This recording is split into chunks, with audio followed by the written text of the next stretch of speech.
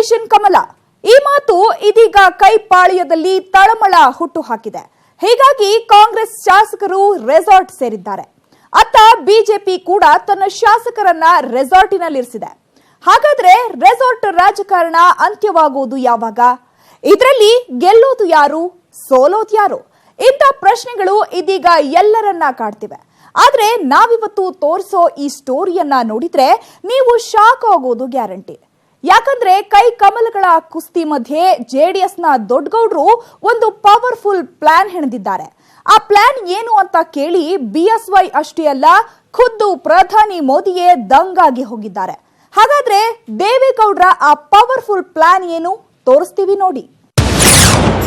ರೆಸಾರ್ಟ್ನಲ್ಲಿ ಕೈ ಕಮಲದ ರಣತಂತ್ರ. ರಾಜ್ಯದಲ್ಲಿ ಭಾರತೀಯ ಜನತಾ ಪಾರ್ಟಿ ಸರ್ಕಾರ ಆದಷ್ಟು ಬೇಗ ಅಧಿಕಾರಕ್ಕೆ ಬರುತ್ತೆ. ಕಾಂಗ್ರೆಸ್ ಮತ್ತು ಜೆಡಿಎಸ್ ಸರ್ಕಾರ ಹೋಗುತ್ತೆ. ಸಿದ್ದು ಸಂಧಾನ, ಬಿಎಸ್ವೈ ಅಸಮಾಧಾನ. ಒಗ್ಗಟ್ಟನ್ನ ಪ್ರದರ್ಶನ ಮಾಡಿದ್ದೀವಿ. ನಮ್ಮ ಶಾಸಕರು ಒಟ್ಟಿಗೆ ಇದ್ದಾರೆ. 4-5 ದಿವಸದಲ್ಲಿ ಪ್ರವಾಸ ಮುಗಿಸ್ತೇವೆ. ಈಗ ಸದ್ಯಕ್ಕೆ ಈಶ್ವರಪ್ಪನವರು ಹೋಗ್ತಾ ಇದ್ದಾರೆ, ನಾನು ಹೋಗ್ತಾ ಇದ್ದೇನೆ. ಕೈ ಕಮಲದ ಕುಸ್ತಿಯಲ್ಲಿ ಗೆಲ್ಲೋದ್ಯಾರು?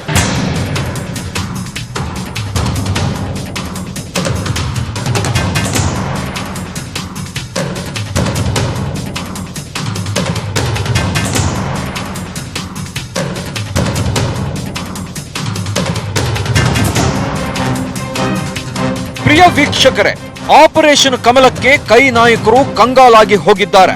ಅತೃಪ್ತ ಶಾಸಕರನ್ನ ಹಿಡಿದಿಟ್ಟುಕೊಳ್ಳೋಕೆ ಹರಸಾಹಸ ಪಡ್ತಿದ್ದಾರೆ.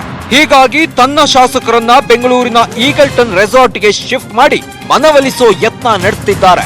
ಆದ್ರೆ ಅತ್ತ ಹರಿಯಾಣದ ಗುರುಗ್ರಾಮ ರೆಸಾರ್ಟ್ನಲ್ಲಿ ಬೀಡು ಬಿಟ್ಟಿದ್ದ ಬಿಜೆಪಿ ಶಾಸಕರು ಶನಿವಾರ ಬೆಂಗಳೂರಿನತ್ತ ಪ್ರಯಾಣ ಬೆಳೆಸಿದ್ದಾರೆ.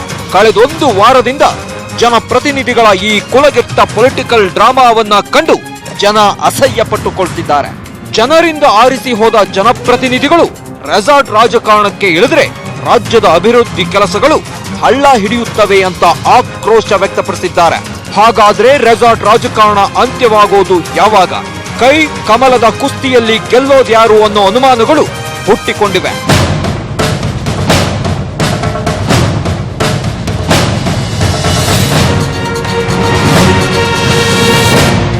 ಈ ಮಧ್ಯೆ ಬಿಜೆಪಿ ನಾಯಕ ಕೆಎಸ್ ಈಶ್ವರಪ್ಪ ರಾಜ್ಯದಲ್ಲಿ ಬಿಜೆಪಿ ಸರ್ಕಾರ ಬರೋದು ಗ್ಯಾರಂಟಿ, ದೋಸ್ತಿ ಸರ್ಕಾರ ಉರುಳೋದು ಪಕ್ಕ ಅಂತಿದ್ದಾರೆ.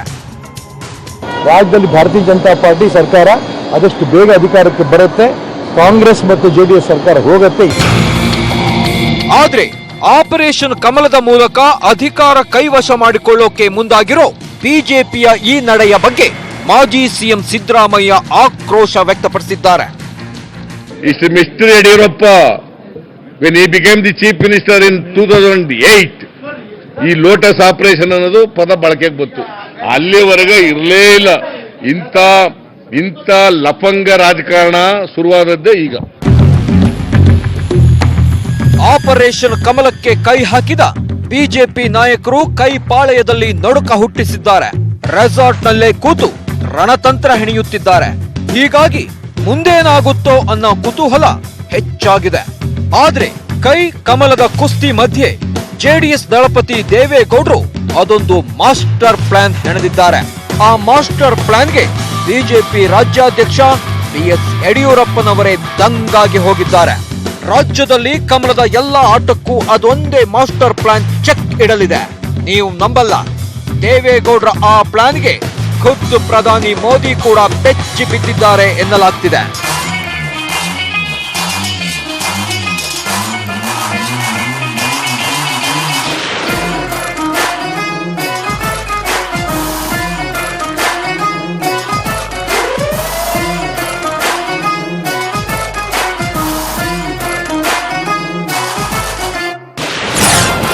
ಹಾಗಾದ್ರೆ ದೇವೇಗೌಡರು ಮಾಡಿದ ಆ ಪವರ್ಫುಲ್ ಪ್ಲಾನ್ ಏನು? ಕಮಲ ಪಕ್ಷದಲ್ಲಿ ಕಂಪನ ಶುರುವಾಗಿರೋದ್ಯಾಕೆ? ಜೆಡಿಎಸ್ ವರಿಷ್ಠ ದೇವೇಗೌಡರು ಹೆಣೆದಿರೋ ಆ ಪವರ್ಫುಲ್ ಪ್ಲಾನ್ ಏನು? ಆ ಪ್ಲಾನ್ಗೆ ಕಮಲ ಪಕ್ಷದಲ್ಲಿ ಕಂಪನ ಶುರುವಾಗಿರೋದು ಯಾಕೆ? ಬಿಎಸ್ ಯಡಿಯೂರಪ್ಪ ಪದೇ ಪದೇ ನಾವು ಆಪರೇಷನ್ ಕಮಲ ಮಾಡ್ತಾನೆ ಇಲ್ಲ ಅಂತ ಹೇಳ್ತಿರೋದು ಯಾಕೆ? ಈ ಎಲ್ಲಾ ಪ್ರಶ್ನೆಗಳಿಗೂ ಒಂದೊಂದಾಗಿ ಉತ್ತರ ಕೊಡ್ತೀವಿ. ಆದ್ರೆ ಅದಕ್ಕಿಂತ ಮೊದಲು ರೆಸಾರ್ಟ್ ಸೇರಿರೋ ಕೈ ನಾಯಕರ ರಣತಂತ್ರ ಹೇಗಿದೆ, ಅತೃಪ್ತ ಕೈ ಶಾಸಕರ ಮನವೊಲಿಸೋ ಕಾರ್ಯ ವಿಫಲವಾದ್ರೆ ಸಿದ್ದರಾಮಯ್ಯ ಏನ್ ಮಾಡ್ತಾರೆ? ಬಿಜೆಪಿ ನಾಯಕರು ಸರ್ಕಾರವನ್ನ ಉರುಳಿಸಿಯೇ ಬಿಡ್ತಾರಾ ಅನ್ನೋದನ್ನ ತೋರಿಸ್ತೀವಿ ನೋಡಿ. ಜನವರಿ 12, 13ರಂದು ದೆಹಲಿಯಲ್ಲಿ ಬಿಜೆಪಿ ಕಾರ್ಯಕಾರಿಣಿ ಸಭೆ ಇದೆ ಅಂತ ಹೇಳಿ ಬಿಜೆಪಿಯ 104 ಶಾಸಕರು ದೆಹಲಿ ಸೇರಿದ್ರು. ಆ ನಂತರ ಸಭೆ ಮುಗಿಸಿಕೊಂಡು ಸೀದಾ ಹರಿಯಾಣದ ಗುರುಗ್ರಾಮದ ರೆಸಾರ್ಟ್ಗೆ ತೆರಳಿದ್ರು. ಇದರ ಬೆನ್ನಲ್ಲೇ ಕಾಂಗ್ರೆಸ್ನ 4 ಅತೃಪ್ತ ಶಾಸಕರು ಬಿಜೆಪಿ ಸಂಪರ್ಕದಲ್ಲಿರೋದು ಬೆಳಕಿಗೆ ಬಂದಿತ್ತು.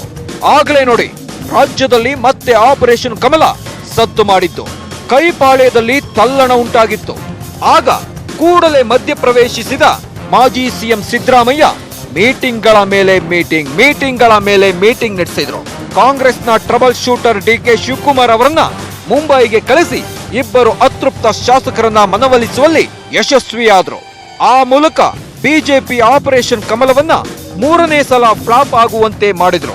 ಅಷ್ಟೇ ಅಲ್ಲ, ಜನವರಿ 18ರಂದು ಕಾಂಗ್ರೆಸ್ ಶಾಸಕಾಂಗ ಪಕ್ಷದ ಸಭೆಗೆ ಎಲ್ಲಾ ಕೈ ನಾಯಕರು ಕಡ್ಡಾಯವಾಗಿ ಹಾಜರಾಗಬೇಕು ಅಂತ ಸೂಚನೆ ಇಟ್ರು. ಗೈರಾದ್ರೆ ಅನರ್ಹತೆ ಎಚ್ಚರಿಕೆಯನ್ನು ನೀಡಲಾಗಿತ್ತು. ಆದ್ರೆ ಕಾಂಗ್ರೆಸ್ನ 79 ಶಾಸಕರ ಪೈಕಿ ಶಾಸಕಾಂಗ ಸಭೆಗೆ ಹಾಜರಾಗಿದ್ದು 76 ಶಾಸಕರು ಮಾತ್ರ. ಮಾಜಿ ಸಚಿವರೊಬ್ಬರು ಸೇರಿದಂತೆ ಮಹೇಶ್ ಕುಮಟಹಳ್ಳಿ, ಉಮೇಶ್ ಜಾಧವ್ ಮತ್ತು ನಾಗೇಂದ್ರ ಗೈರಾಗಿದ್ರು. ಹೀಗಾಗಿ ಶಾಸಕಾಂಗ ಸಭೆಗೆ ವಿಪ್ ಉಲ್ಲಂಘಿಸಿ ಗೈರು ಹಾಜರಾದ ಶಾಸಕರ ವಿರುದ್ಧ ಕಾಂಗ್ರೆಸ್ ಪಕ್ಷ ಕ್ರಮ ತೆಗೆದುಕೊಳ್ಳಲು ಮುಂದಾಗಿದೆ. ಜೊತೆಗೆ ಸಭೆಗೆ ಬಂದ ನಂತರ ಬಿಜೆಪಿಗೆ ಜಿಗಿಯಲು ಸಜ್ಜಾಗಿರುವ ಶಾಸಕರನ್ನ ಹಿಡಿದಿಟ್ಟುಕೊಳ್ಳಲು ಕಾಂಗ್ರೆಸ್ ಕೂಡ ರೆಸಾರ್ಟ್ನತ್ತ ಮುಖ ಮಾಡಿದೆ.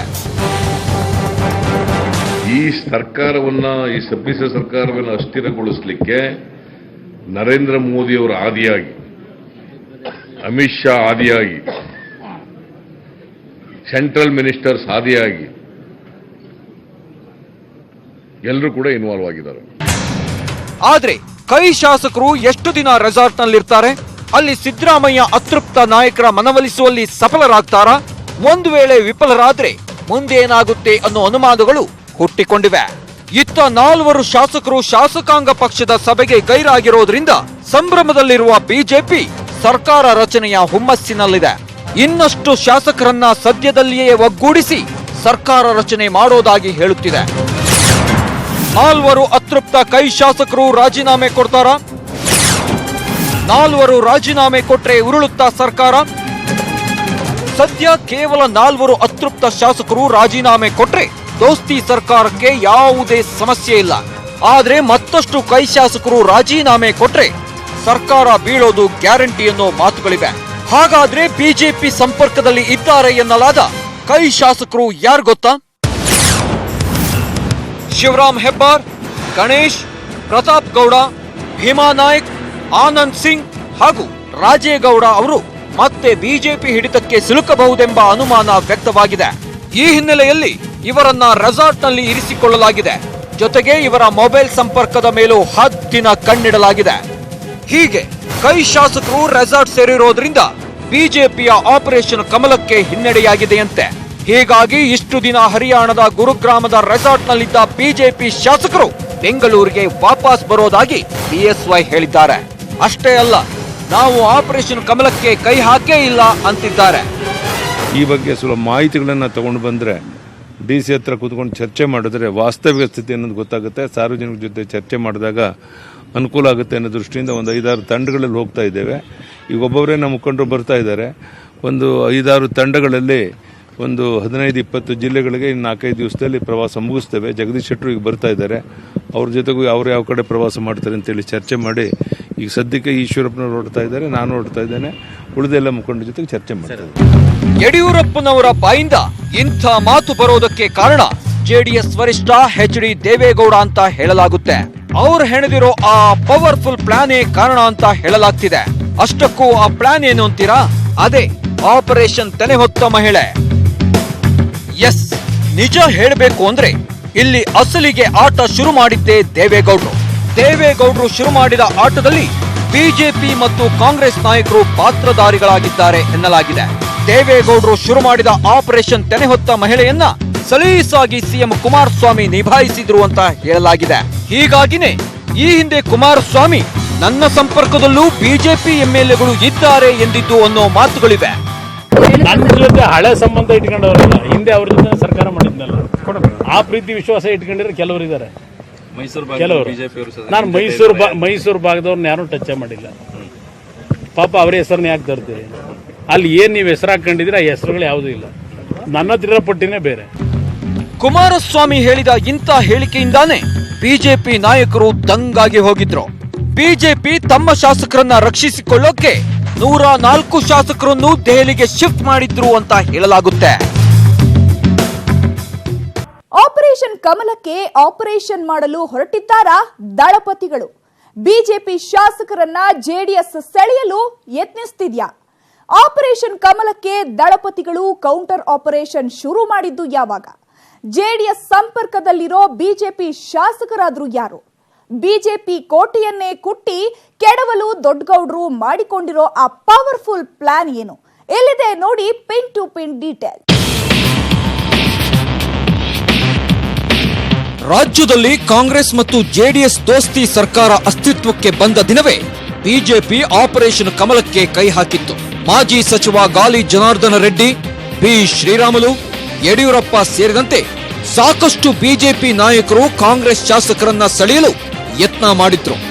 ಆಗ್ಲೇ ನೋಡಿ ಜೆಡಿಎಸ್ ವರಿಷ್ಠ ಎಚ್.ಡಿ. ದೇವೇಗೌಡರು ಅಲರ್ಟ್ ಆಗಿದ್ದು ಆಪರೇಷನ್ ಕಮಲದ ಬಗ್ಗೆ ಎಚ್ಚರಿಕೆಯಿಂದ ಇರುವಂತೆ ಸಿಎಂ ಕುಮಾರಸ್ವಾಮಿಗೆ ಸೂಚಿಸಿದ್ರು ಎನ್ನಲಾಗುತ್ತೆ. ಹೀಗಾಗಿನೇ ಈ ಹಿಂದೆ ಸರ್ಕಾರ ಉಳಿಸಿಕೊಳ್ಳೋಕೆ ನಾನು ಏನು ಬೇಕಾದರೂ ಮಾಡ್ತೀನಿ ಅಂತಂದಿದ್ರು ಸಿಎಂ ಕುಮಾರಸ್ವಾಮಿ. ಸರ್ಕಾರ ಉಳಿಸ್ಕೋಬೇಕಾದ್ ನನ್ನ ಕರ್ತವ್ಯ ಅಲ್ವೇ? ಸರ್ಕಾರ ಉಳಿಸ್ಕೊಳಕ್ ಏನ್ ಬೇಕು ಮಾಡ್ತೀನಿ. ಸರ್ಕಾರ ಉಳಿಸ್ಕೋಬೇಕಾದ್ ನನ್ನ ಕರ್ತವ್ಯ ಅಲ್ವೇ? ಸರ್ಕಾರ ಉಳಿಸ್ಕೊಳಕ್ ಏನ್ ಬೇಕು ಮಾಡ್ತೀನಿ. ಎಸ್, ಆಪರೇಷನ್ ಕಮಲದ ಮೂಲಕ ದೋಸ್ತಿ ಸರ್ಕಾರವನ್ನ ಉರುಳಿಸೋಕೆ ಬಿಜೆಪಿ ಯತ್ನಿಸುತ್ತಲೇ ಇದೆ. ದೋಸ್ತಿ ಸರ್ಕಾರ ಅಸ್ತಿತ್ವಕ್ಕೆ ಬಂದ 7 ತಿಂಗಳಲ್ಲಿ ಒಟ್ಟು 3 ಸಲ ಆಪರೇಷನ್ ಕಮಲಕ್ಕೆ ಬಿಜೆಪಿ ನಾಯಕರು ಕೈ ಹಾಕಿದ್ದಾರೆ ಅಂತ ಹೇಳಲಾಗುತ್ತೆ. ಆದ್ರೆ ಒಟ್ಟು 3 ಸಲವೂ ಆಪರೇಷನ್ ಕಮಲ ಮಕಾಡೆ ಮಲಗಿದೆ. ಬಿಜೆಪಿ ಆಪರೇಷನ್ ಟುಸ್ ಆಗೋಕೆ ಕಾರಣ ದೇವೇಗೌಡರ ರಣತಂತ್ರ, ಸಿಎಂ ಕುಮಾರಸ್ವಾಮಿ ಅವರ ಅಲರ್ಟ್ನೆಸ್ ಅಂದ್ರೆ ತಪ್ಪಾಗಲ್ಲ. ಈ ಹಿಂದೆ ಆಪರೇಷನ್ ಕಮಲದ ಬಗ್ಗೆ ಪ್ರಶ್ನೆ ಕೇಳಿ ಬಂದಾಗ ಕುಮಾರಸ್ವಾಮಿ ಅದೆಲ್ಲ ನನಗೂ ಗೊತ್ತು, ನಾನೇನು ಸುಮ್ಮನೆ ಕೂತಿಲ್ಲ ಅಂತ ಹೇಳಿದ್ರು. ಅದೆಲ್ಲ ನಡೀತಾ ಇದೆ, ಅವೆಲ್ಲ ನಡೀತಾ ಇದೆ, ಗೊತ್ತಿದೆ. ನನಗೇನು ಗೊತ್ತಿಲ್ವೇ? ನಾನು ಸುಮ್ಮನೆ ಕೂತಿರ್ತೀನಿ.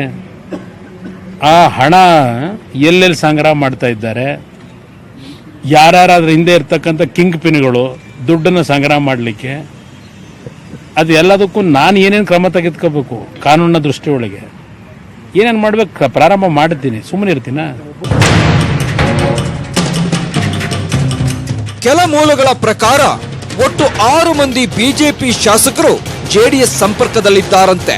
ಒಂದೊಮ್ಮೆ ಬಿಜೆಪಿ ನಾಯಕರು ಕಾಂಗ್ರೆಸ್ಗೆ ಅತೃಪ್ತ ಶಾಸಕರಿಂದ ರಾಜೀನಾಮೆ ಕೊಡಿಸಿದ್ದೇ ಆದ್ರೆ ದಳಪತಿಗಳು ಬಿಜೆಪಿಯ ಒಟ್ಟು 6 ಶಾಸಕರನ್ನ ಸೆಳೆದು ಅವರಿಂದಲೂ ರಾಜೀನಾಮೆ ಕೊಡಿಸ್ತಾರೆ ಅಂತ ಹೇಳಲಾಗುತ್ತೆ. ಅದರಲ್ಲೂ ಬಿಎಸ್ವೈ ಸಮುದಾಯಕ್ಕೆ ಸೇರಿದ ವೀರಶೈವ ಲಿಂಗಾಯತ ಶಾಸಕರಿಂದಲೇ ರಾಜೀನಾಮೆ ಕೊಡಿಸೋ ಸಾಧ್ಯತೆ ಇದೆಯಂತೆ.